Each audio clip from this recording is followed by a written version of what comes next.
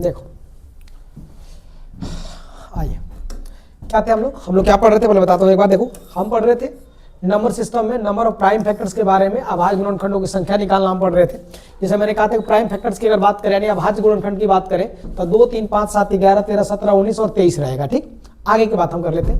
मैंने कहा अगर 8 का फैक्टर निकालना है तो आप कुछ नहीं करोगे, 8 का प्राइम फैक्टर निकालना है। तो 8 का प्राइम फैक्टर निकालने का मतलब ये हुआ कि 8 का नॉर्मल फैक्टर करेंगे। तो नॉर्मल कितना 2, 2, 2 आएगा। तो 2 कितना बार आया 3 बार, तो इसके नंबर ऑफ प्राइम फैक्टर कितने हुए 3 हुए।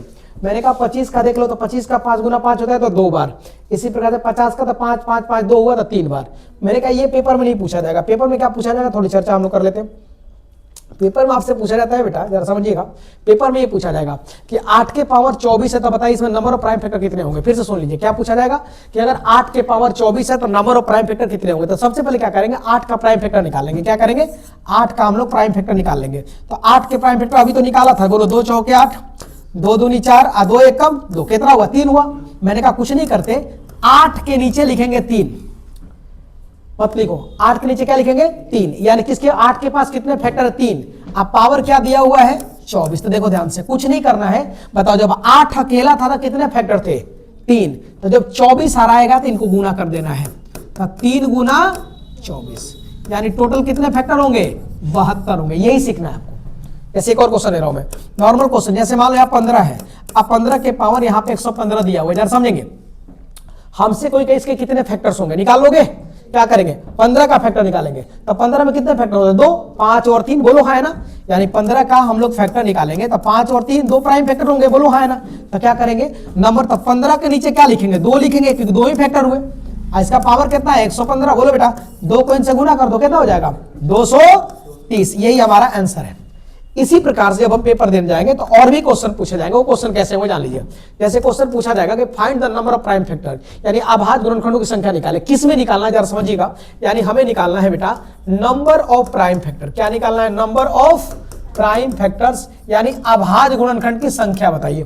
तो क्वेश्चन दे दिया 27 गुना 48 गुना 54 गुना 62, ये नॉर्मल क्वेश्चन दे दिया और आपसे कहता है नंबर ऑफ प्राइम फैक्टर निकालिए। तो घबराइएगा मत, आपको क्या करना है थोड़ा समझिएगा। सबसे पहले देखेंगे 27 में कितने नंबर ऑफ प्राइम फैक्टर है 27 में। तो 27 में 3 होंगे, पता है कौन कौन। 27 को करके देख लो 3, 9, 3, कितने फैक्टर हुए 3। अब चलो 48 का चेक कर लो। तो 48 का जब चेक करेंगे तो हो जाएगा 2, 24, 2, 12, 2, 6, 2, 3, कितना हुआ 1, 2, 3, 4, 5 हुआ। तो 5 फैक्टर इसके पास हुआ है, बोलो है ना। इसी प्रकार से 54 का देख लेंगे। तो 54 का चेक कर लोगे आप, 2 से कर लो तो कितना हो जाएगा 27, 3 से करेंगे कितना होगा 9, 3 से करेंगे कितना होगा 3, 3 से 3 4 बार हुआ तो ये 4 हो गया। 62 है, बोलो यस सर। तो 62 में 2 से करेंगे तो 31, 31 से करेंगे तो 1, बोलो बेटा। तो यहाँ कितना हो जाएगा 2 हो जाएगा। बताओ इसके पास कितने प्राइम फैक्टर है, इसके पास, इसके पास, इसके पास। तो देखो तो 3, 5, 8, 4, 12, 2, 14, यानी कितने प्राइम फैक्टर हुए 14 हुए। क्लियर हुआ। इस चीज को दूसरा बताता हूं, हाँ मल्टीप्लाई तो प्लस कर लेना है। अब एक और चीज दिखाता हूं।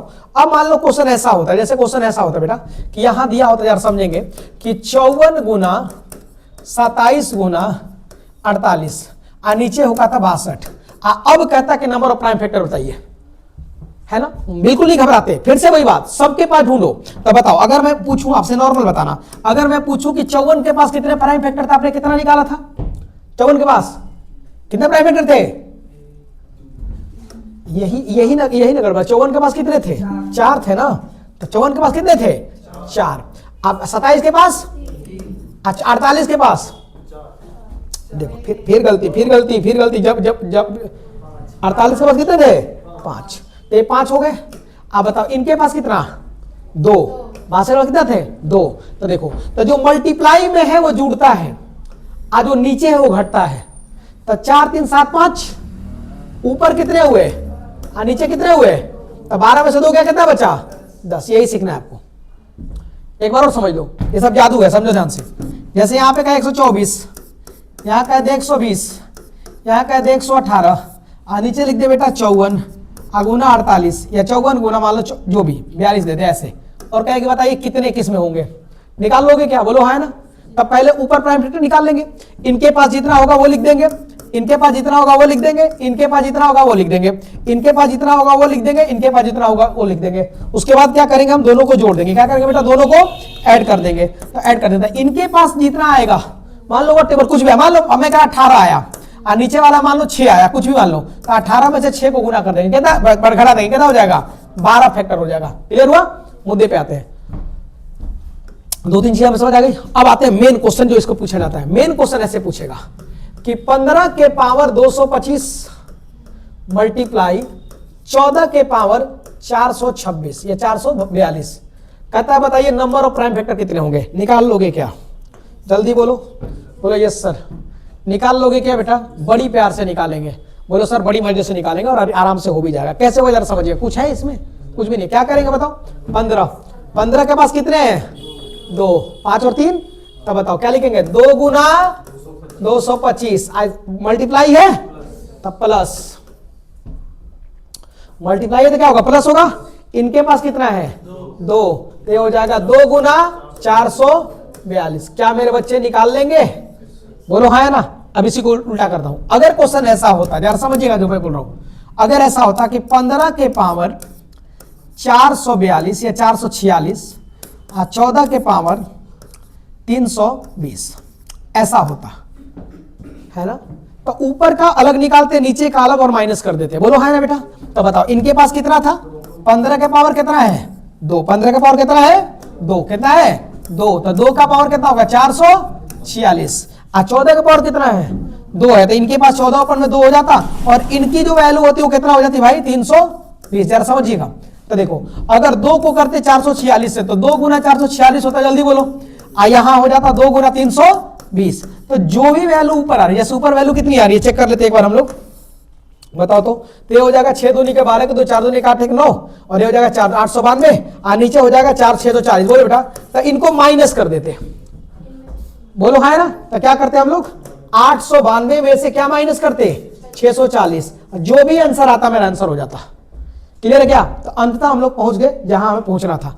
हमें एक चीज समझ आ गया कि सर ने बोला कि देखो भाई साहब, अगर 12 के पावर 220 हो जाए मल्टीप्लाई 18 के पावर 347 हो जाए मल्टीप्लाई 24 के पावर 118 हो जाए, तो हम नंबर ऑफ प्राइम फैक्टर निकाल सकते हैं।